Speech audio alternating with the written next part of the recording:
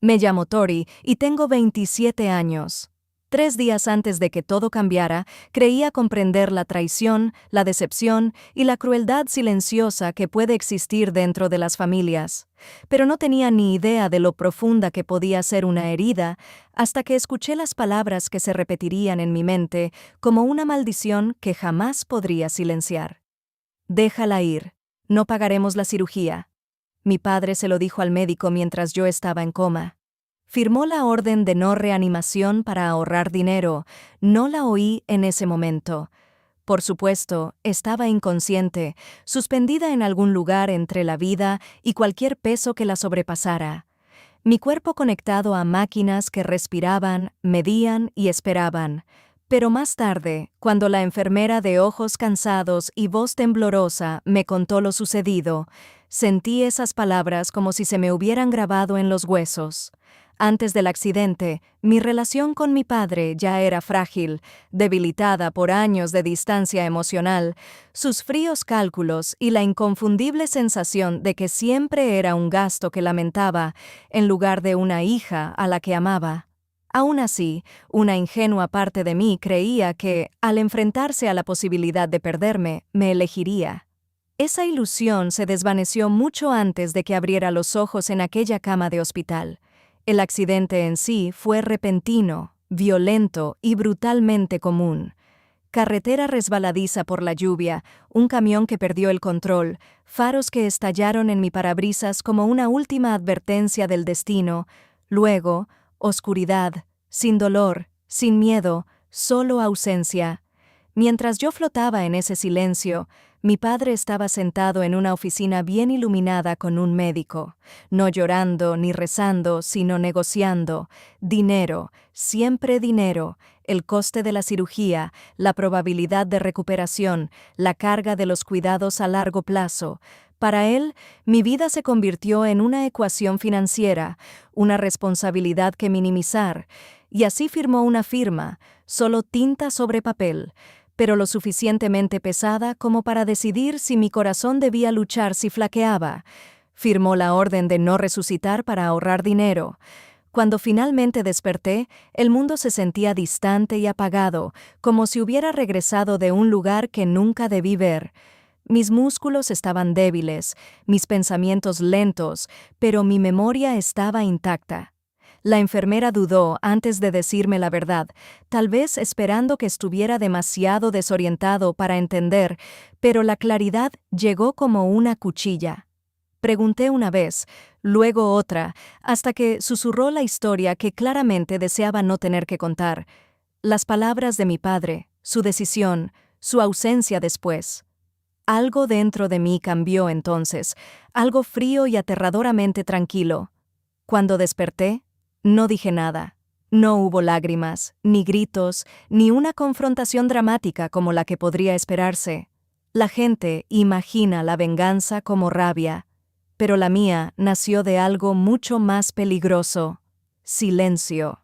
En ese silencio, comencé a ver a mi padre no como un padre, ni siquiera como un villano, sino como un hombre gobernado completamente por la avaricia, un hombre que creía que el dinero podía protegerlo de las consecuencias, que creía que las decisiones tomadas en habitaciones privadas nunca tienen eco.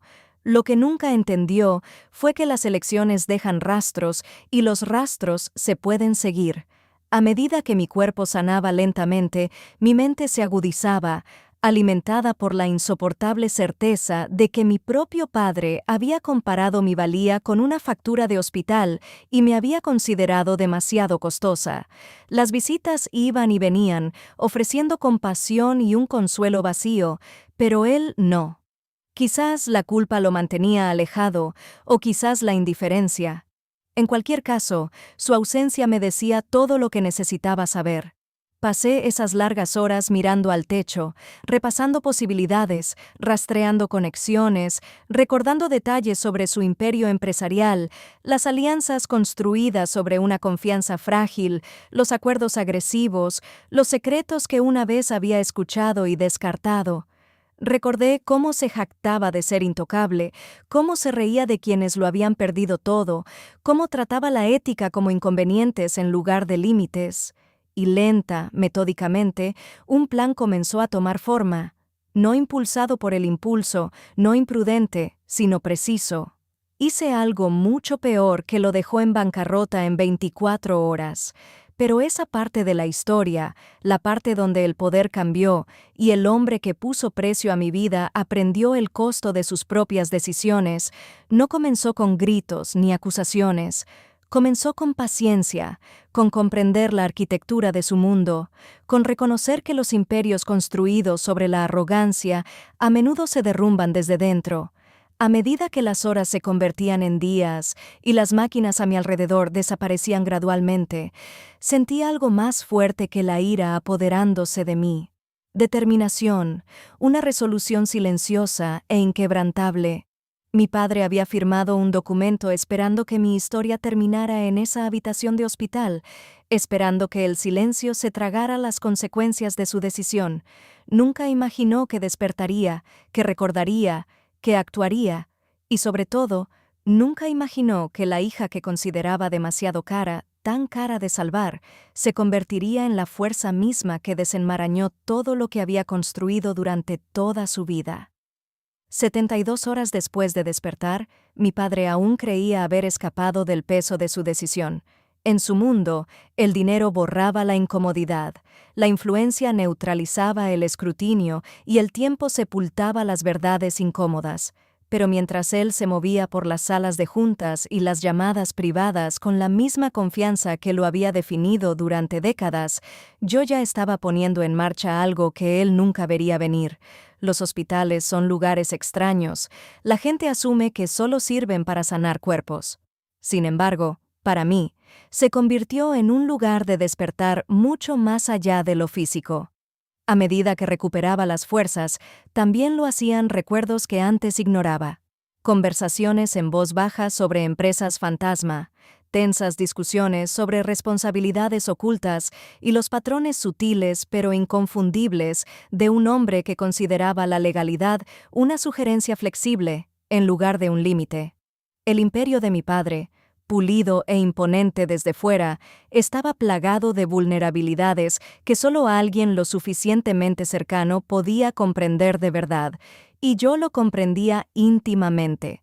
Sabía qué sociedades se mantenían unidas por la confianza en lugar de por contratos, qué inversores estaban nerviosos, qué acuerdos dependían de reputaciones que podían desmoronarse bajo la presión adecuada. Él había pasado años enseñándome sin querer cómo funcionaba su mundo, no por amor, sino porque nunca imaginó que algún día usaría ese conocimiento en su contra. El primer paso no fue dramático ni escandaloso. La venganza rara vez lo es. Fue un mensaje discreto, cuidadosamente redactado, enviado a una sola persona, que llevaba tiempo sospechando de las manipulaciones de mi padre, pero carecía de confirmación. No inventé nada. Las mentiras son armas inestables. Simplemente conecté puntos, revelé plazos y expuse inconsistencias que siempre habían existido bajo la superficie. La duda es un disolvente poderoso. Una vez introducida, se propaga por sí sola. A partir de ahí, el desenlace se aceleró a una velocidad casi aterradora. Las llamadas telefónicas se multiplicaron, las reuniones se programaron abruptamente, las auditorías, antes rutinarias, se volvieron hostiles.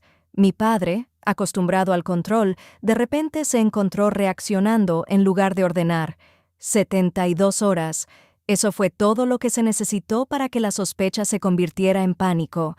Los inversores comenzaron a congelar fondos. Los socios exigieron aclaraciones que no pudo proporcionar de forma convincente, y las tensiones reprimidas durante mucho tiempo estallaron en una confrontación abierta. La misma arrogancia que había impulsado su ascenso ahora amplificó su caída, desestimó las preocupaciones con demasiada agresividad, amenazó donde se necesitaba tranquilidad y subestimó la fragilidad de la lealtad basada en el miedo en lugar del respeto. Observé todo desde la distancia, cada actualización llegaba como un eco de inevitabilidad. No hubo satisfacción teatral, ninguna celebración triunfal. Lo que sentí fue más frío, más pesado, un sombrío reconocimiento de las consecuencias. El hombre que una vez redujo mi vida a un análisis de costo-beneficio, ahora se enfrentaba a sus propios cálculos, solo que esta vez los números se negaron a obedecerlo. En esas 72 horas, las investigaciones regulatorias surgieron como nubarrones. Viejos rivales aprovecharon las oportunidades con precisión depredadora, y la cuidadosamente construida ilusión de invencibilidad se derrumbó. Las líneas de crédito se evaporaron, los activos fueron disputados, la confianza, la moneda invisible que sostenía su imperio, se desintegró. Y entonces llegó el momento que le habría sido inimaginable tan solo unos días antes. Parálisis financiera, cuentas bloqueadas, acuerdos cancelados, equipos legales luchando no por expandirse, sino por sobrevivir. Lo perdió todo. La velocidad del proceso asombró incluso a quienes lo habían resentido durante mucho tiempo. Los imperios no suelen derrumbarse de la noche a la mañana. Sin embargo, el suyo sí, porque nunca habían sido tan sólidos como parecían. Eran torres de influencia, percepción e intimidación, poderosas, pero catastróficamente frágiles. Cuando me llegó la confirmación final, cuando escuché las palabras quiebra, protección, hablando con un tono de incredulidad más que de estrategia, cerré los ojos y recordé aquella habitación de hospital, aquella firma, aquella decisión tomada mientras yo yacía indefensa. La simetría era imposible de ignorar.